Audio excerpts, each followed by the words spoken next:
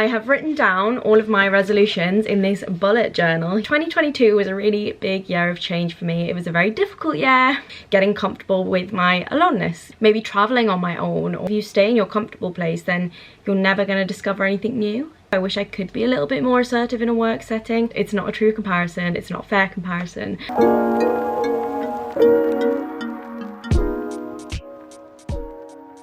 Hello everybody and welcome back to my channel. How are you all doing? I hope you had a wonderful Christmas, because by the time I post this it will be the new year, it will be 2023. So I hope you had a great new year as well.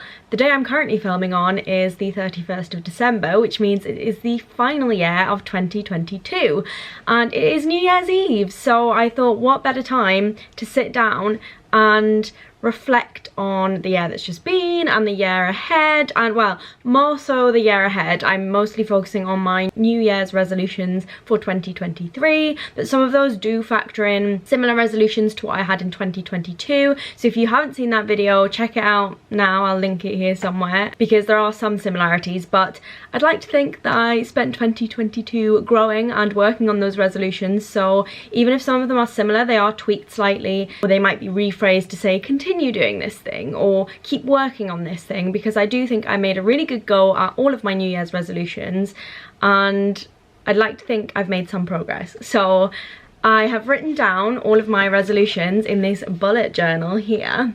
That's kind of part of my 2023 resolutions, which isn't recorded in this bullet journal, but that is one thing that might link to one of the points. I basically want to start journaling or being more reflective, and yeah, the first step to that was filling out my bullet journal and then writing in my New Year's resolutions. So if you see me looking down, it's because I'm following what's written down here.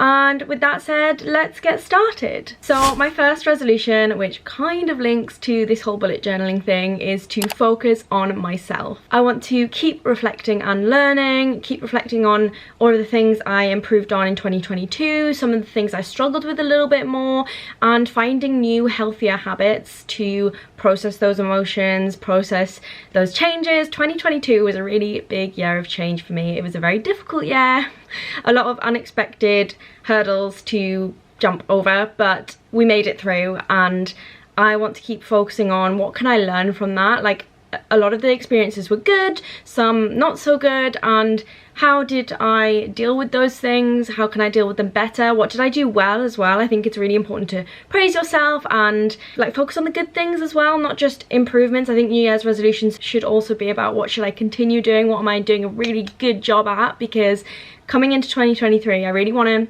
focus on this positive mindset, this growth mindset, which all kind of filter into that focus on myself resolution. I know it's a bit of a work or corporate term to use, or maybe you've heard it at school, but I really do think it's something I want to start living by and start developing a more positive outlook at things. And when things go bad, instead of being like, oh, why has this thing happened to me, it's always me, and like having that negative immediate response, I want to start working through that and being like, okay, this thing has happened, not great, wish it hadn't happened, what can I do? Is there a solution? Yes, go away and put that solution in place.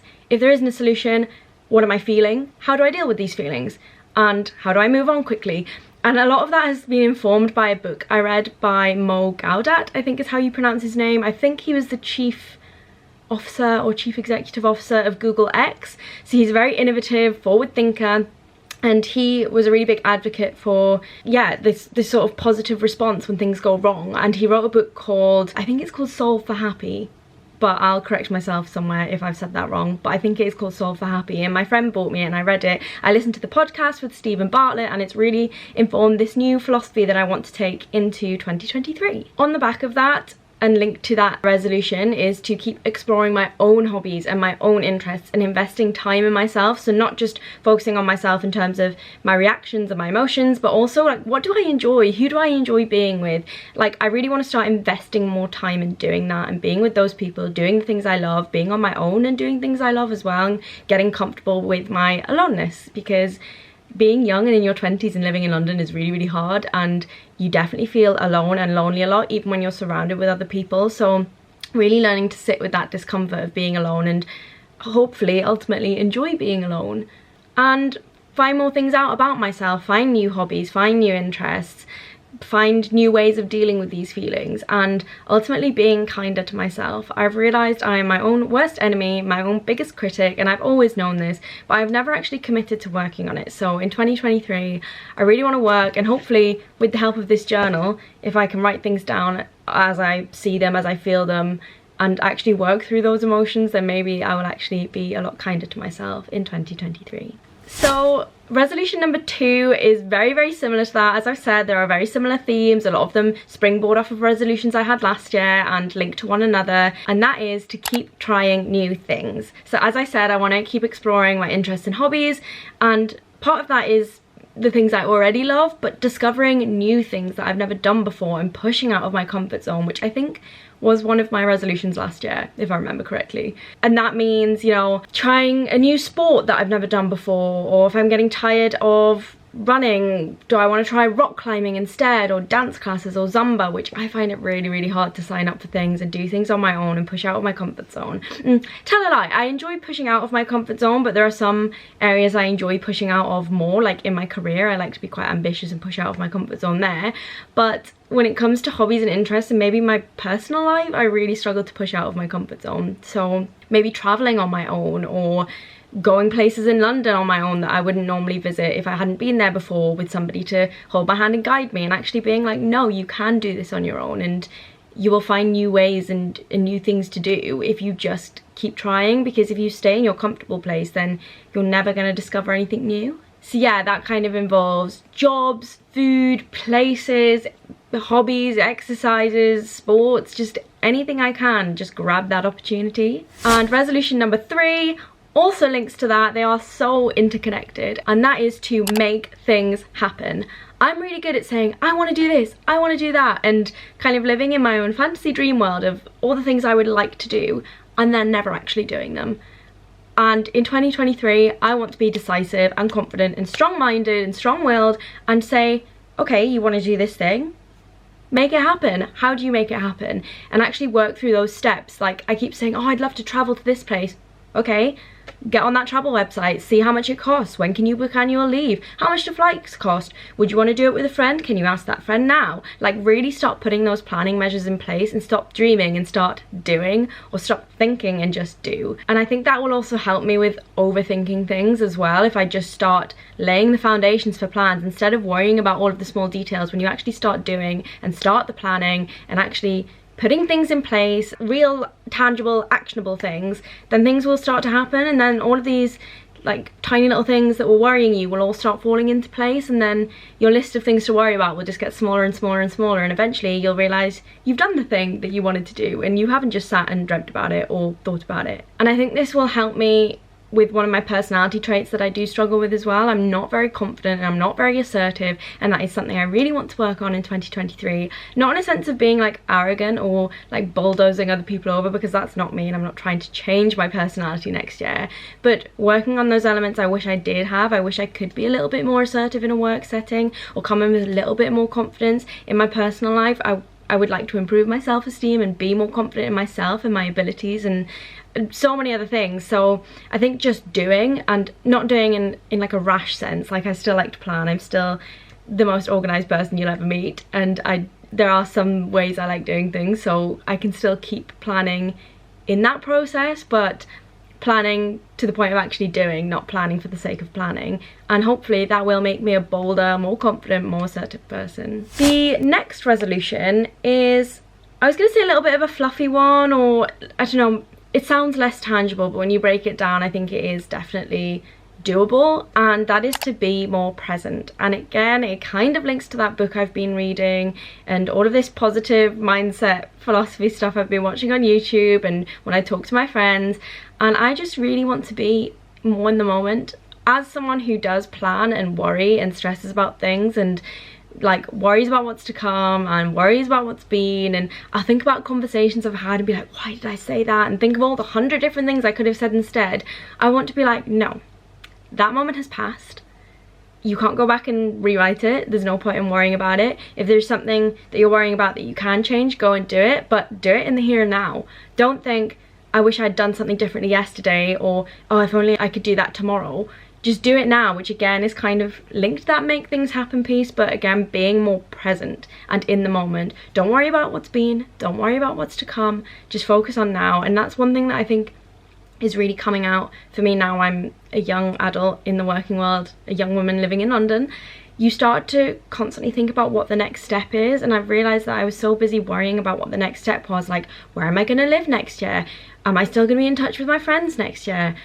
What job am I going to be in? Should I be looking for another job? Like, all of these things that I keep worrying about are all in the future, and yes, they're big questions you do need to think about. I'm not saying I'm going to stop thinking about these big things, but I realised I was spending so much time worrying about what was happening in the future, next week, next year, in a few years' time, that I was actually letting the present moment pass me by. And that also extends to like plans I was making. I was making social plans to enjoy and have fun with friends, and I was so busy putting all these plans into my calendar and worrying about them instead of actually enjoying them. So then when they finally did come up, I was like, right, I can tick that off my to-do list now, as if it was a chore or a task. And I don't want to see my plans like chores and tasks and things to tick off and get out the way and rush through to get onto the next thing. I actually want to really be present, slow down, be in the moment and enjoy what's happening right now, because I spent all of my time at university doing that. Just gotta get this essay done, just gotta hand this piece of work in, just gotta make it to Christmas, and then I can go home and rest for a bit, and then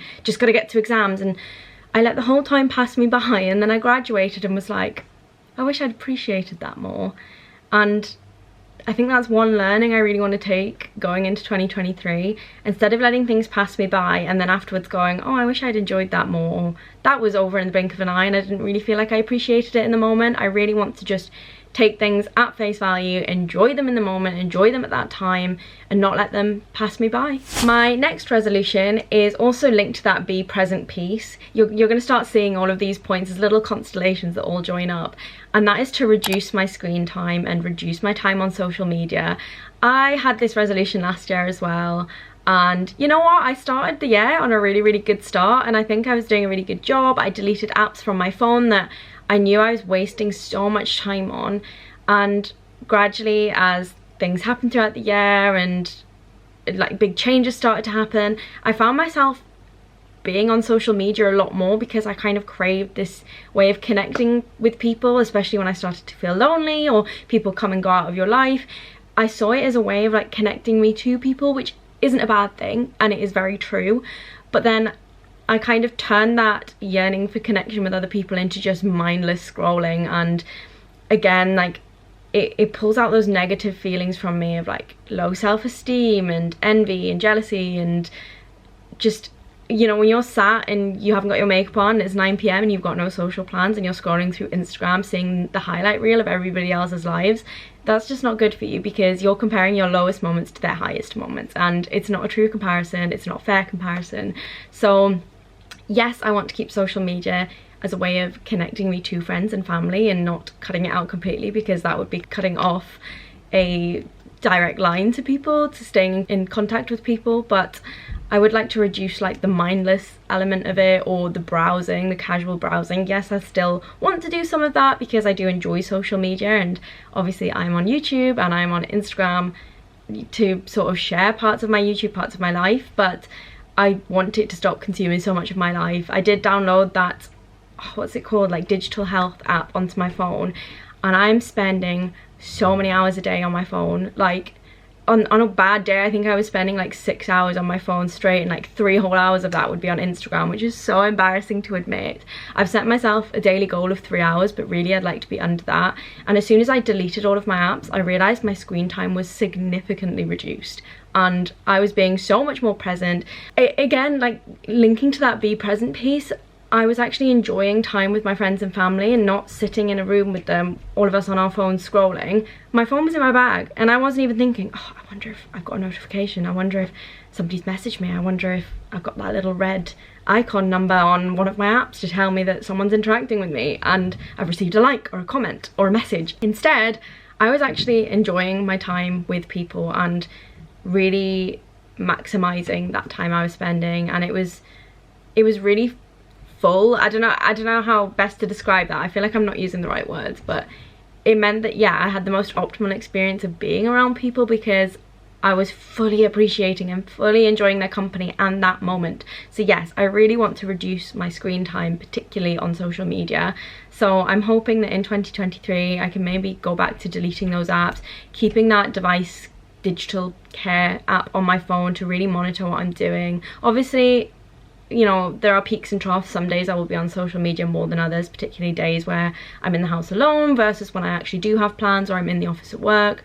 But I just want to start getting that balance right because I don't think I have it right at the moment. And the final piece is again linked to one of the resolutions I had last year. It's slightly different to the other resolutions I've already named in this video, and that is to keep moving my body in a way that I find fun, as a little paraphrase, as a, you know, what do you call, parentheses, that's the word I'm looking for. I actually did a really good job, I'd like to say, pat myself on the back for sticking with this resolution last year, because as I said last year, I never saw myself as someone that exercised or was really sporty or enjoyed sports or enjoyed exercise. So I really wanted to find a form of exercise that I did enjoy and could stick with, and I definitely think I did that. As some of you will know, I did the Couch to 5K app during lockdown, I think 2 or 3 years ago is how long ago it was, oh my goodness. And that is basically an app you download on your phone, and over a period of 9 weeks you run 3 times a week and gradually build up to running a 5K run. At the start it's like you run for 10 minutes, you walk for 20, you run for 10 minutes or whatever, and then by the end you're running for a full 30 minutes. So I started 2022 at that kind of level of being able to run a 5K, not particularly competitively, but that's not what it was about for me. It was more about moving in a way that I enjoyed, getting fresh air, getting out, moving my body, feeling good, clearing my head, yeah, and just, you know, finding a way to wind down after a long day at work or something. So that's where I was starting at, and by the end of the year I was running 10Ks. Now if you told me a year, 2 years ago I would be running 10Ks, I never would have believed you, because I always hated exercise. And I think a lot of it came with a mindset shift. I'd like to give a big shout out to a friend at work, and he knows who he is, but he really changed my perception of exercise and myself, because at work one day I'd said to him, oh, I'm really struggling to hit 5K recently, I'm really struggling to run as much as I was, I'm really hating it now, I'm not a runner, I hate running, I was never sporty at school. And he was like, if you keep telling yourself you're not a runner, you're not a sporty person, then you're already writing yourself off and your mind's not fully there. He was like, you've been running 5K at least once or twice a week, every single week since the new year. That makes you a runner. Or even if you just, you know, do a run once a week for 10 minutes, that makes you a runner. He was like, you need to start telling yourself, I am a runner, I can do it, I am an exerciser. And again, I said this point didn't really link to my other points, but I suppose it does, with that positive self-talk and growth mindset and being kinder to myself. And I really started telling myself, yeah, I am a runner, I can do this, you know what, I can run 10K, or I'm gonna run until I feel like I don't want to run anymore, and then I'll stop. And one day I was struggling to hit 5Ks, and I went in with that mindset of, I'm just gonna run until I don't want to anymore, because I can stop whenever I want to, and I can keep going whenever I want to, and I can do it. And I ended up getting home and I checked my phone. I had no idea how long I'd been running for, at what pace I'd been running for, what distance. I had no clue. I just ran and didn't really overthink it. And I realised I'd ran about 8K or something, and that is the longest run I'd ever done. And from there I kept going with that mindset and started running 10Ks every week. I mean, it's not about the distance, it's not about the pace, it's not about any of that, that's not my point. My point is, like, look what you can achieve when you start talking to yourself in that way and building yourself up and being your own biggest cheerleader and hype man. So yeah, I know the point was about exercise, but I brought it back again to that positive self-talk and positive mindset. But yeah, keep exercising it in a way that I enjoy. And that isn't just running as well. I actually really want to explore new ways of exercising, and again, it's about signing myself up to new things, which I know I really struggle with, but I've always wanted to try rock climbing, or maybe swimming, or maybe dance or Zumba, and I keep saying, yeah, I'll do it, and then I look up a class and I write it down in my diary, and it comes to it and I'm like, oh, but I'm tired tonight and I've had a long day at work, and I find excuses, and I need to stop finding these excuses. I need to start pushing myself, find an accountability partner, say to a friend, we're going to the gym together on Saturday, and then I can't let that other person down, because I wouldn't let them down, but I don't mind letting myself down, and that shouldn't be the case. I shouldn't want to let myself down either. So that is kind of my philosophy for 2023. And those are all of my resolutions. Do you relate to any of them? Will you be taking some of these resolutions into 2023 as well for yourself? Let me know what your resolutions are in the comments below, and let me know if you liked any of mine or hadn't really thought about them before, or I don't know, give me tips for how I can stay accountable and stay on track with my resolutions, and we can all help each other through. I hope you've enjoyed this video, and I hope you have a wonderful 2023. Thanks for watching, everybody. Bye.